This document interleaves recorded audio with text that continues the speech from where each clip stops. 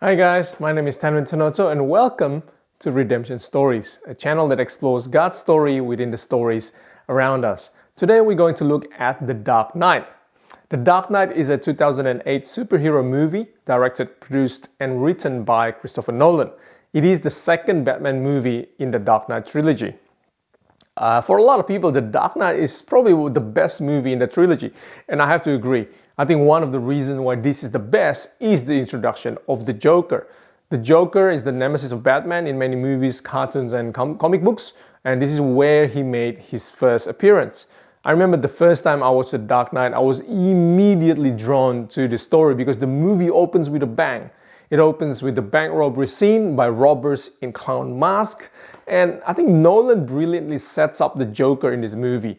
You have almost a dozen Jokers. As the audience know, one of them is the real Joker. But we don't know which one until he reveals himself. Beneath one of the clown masks lies the real Joker. And I think what makes this movie great, what makes this Joker great, is more than just a brilliant performance by the late Heath Ledger. What makes this Joker unique is that this Joker does not have a backstory. He doesn't have an origin. We don't know where he came from. We don't know how he became the Joker or why. When Nolan and David Goyer, the other writer for the Dark Knight, were thinking about this Joker, they were contemplating the idea for not having a backstory for the Joker at all. Initially, they got a massive pushback from the studio because the bad guy has to have a backstory. We need to know where he came from. We need to know what made him bad. Well, we don't know the answer to any of that because the Joker in this movie is a mystery. The Joker just is. Well, this got me thinking about the origin of evil.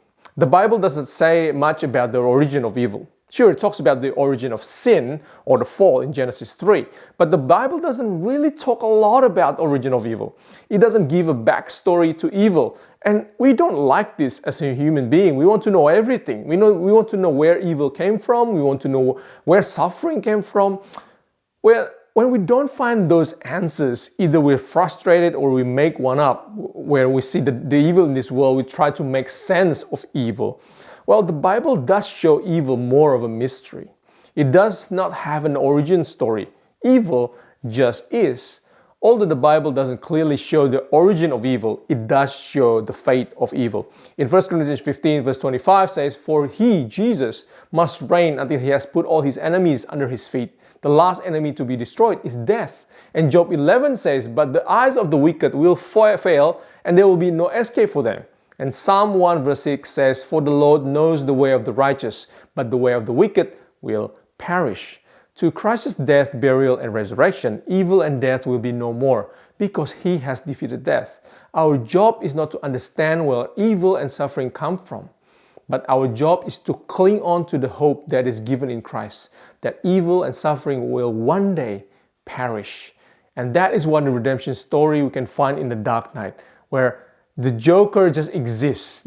We don't have an origin story of the Joker. And sometimes we feel that evil just is. But remember that evil, suffering, and pain will come to an end where we have hope in Jesus Christ. And that is the redemption story in The Dark Knight. May Jesus be King in your life. And I'll see you in the next episode. God bless.